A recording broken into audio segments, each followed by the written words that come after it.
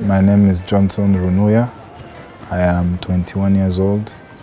I graduated from high school at Excella, and I have currently paused my university studies a little bit to focus on business.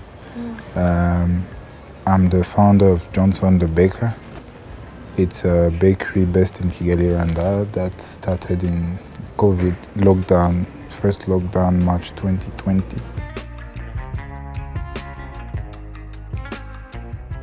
I've always been passionate about business. You know, the fact that you, as a kid, being able to be free financially from pocket money from my parents, which could almost all the time come with conditions like, to have the pocket money, you should have these grades and you should behave this way and that way. So at an early age, I remember the first business I did was to sell small pastries at high school. Because I had done an internship back in high school, I was doing Cambridge, and we had the lesson called Global Perspective. So basically, at the end of school, like before the holidays, they would give us like recommendation letters and be like, go look for internships, go work in businesses that are related to what you want to do in your future career, basically.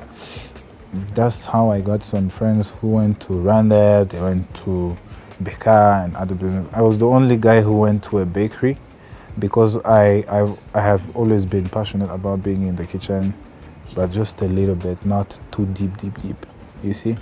So, yeah, that's how it immediately came to my mind that I could actually start selling the muffins I had learned to make during my internship to make money. My dad is a businessman as well, so he supported me. He used to send me to his friends to sell cakes. I remember that when the room we were baking in at home, when it got small because it was too noisy, I had 2 employees at home. We had the noise of the machines until very late at night. So we had to find a space. So my dad gave me a small discount on a house. So I didn't pay the 3 months deposit, and he also gave me a small discount on the rent. And yeah, he gives me collaterals when I need a loan.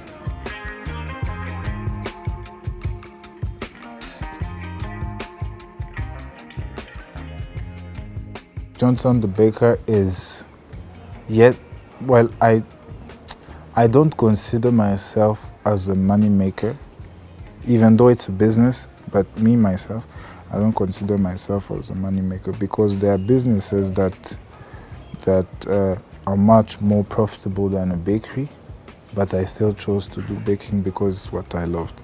And yeah, it's my passion. I love being in the kitchen. I love the challenge that comes with it. I love the pressure.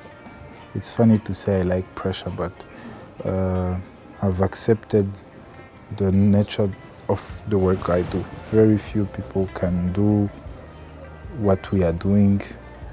We are a team of 15 full-time employees. So we came from one employee that I was doing everything, the baking, the cleaning, the marketing and everything, to 15 full-time employees in 1.5 years in the middle of a pandemic. And I believe it's because it was passion-driven, you see. Yeah, so I believe that I just want to show the youth that it's possible to make it, not to wait to be ready because you are never ready enough. When I look at the great achievers, there are people who started before they actually get ready. Because, for example, when you look at the RPF, they started the Liberation War. Had they waited to be fully equipped with enough men, enough tools, enough guns, I don't think Johnson the Baker would be here. He would probably be, I don't know, from a neighboring. I will probably have like a foreign ID in another country.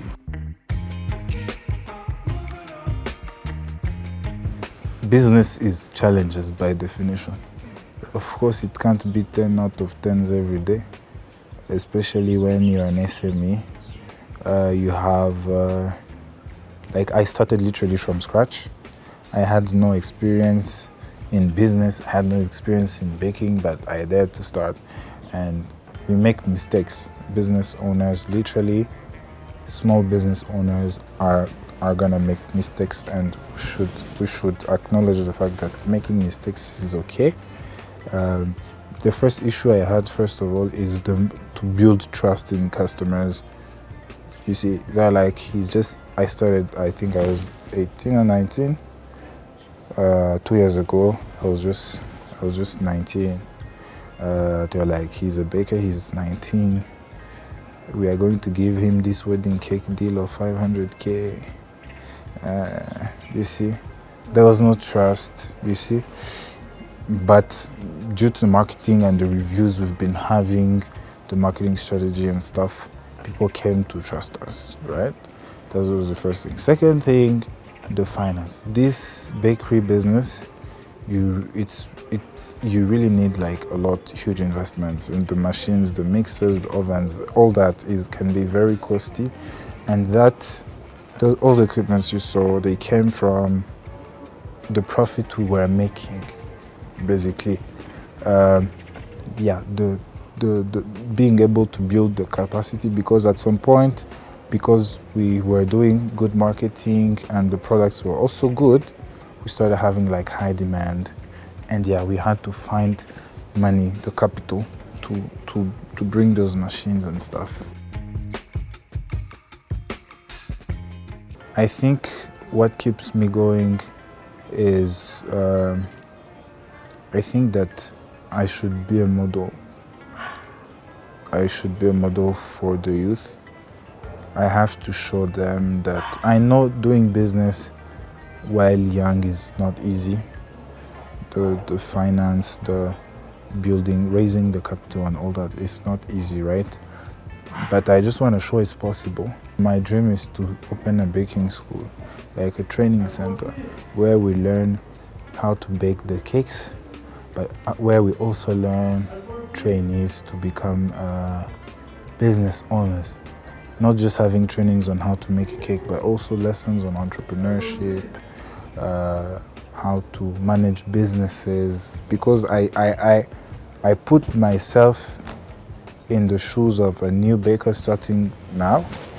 It's not an easy journey, and if we can facilitate that journey, if we can equip, I believe that if I started with the experience I had now, I would be very far in business. I believe that the experience I have, I can share with other young entrepreneurs, and we can make something big.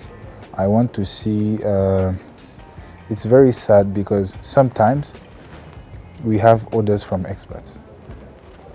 And then when we ask them for feedback, they're like, the cake was good, they taste like the cakes in the US. I'm like, hold on. So it's good because it tastes like cake in the US.